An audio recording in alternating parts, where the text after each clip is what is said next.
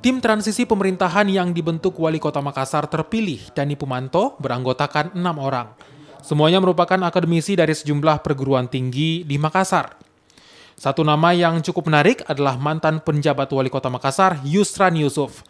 Namanya masuk dalam tim transisi yang akan membantu pemerintahan Dani Pumanto dan wakilnya Fatmawati Rusdi. Rencananya, tim transisi ini akan diresmikan hari ini, Senin 1 Februari 2021. Kami butuh tim transisi yang independen, dengan keahlian yang mumpuni, yang mengerti pemerintahan dari berbagai sudut ilmu.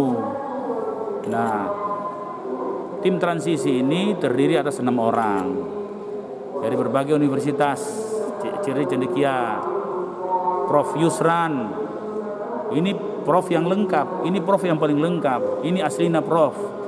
Ya, jadi beliau itu pernah jadi dekan, Prof. Kemudian timnya Pak Gub, Ketua Bapeda, Wali Kota. Lengkap sekali yang saya butuhkan keilmuannya beliau.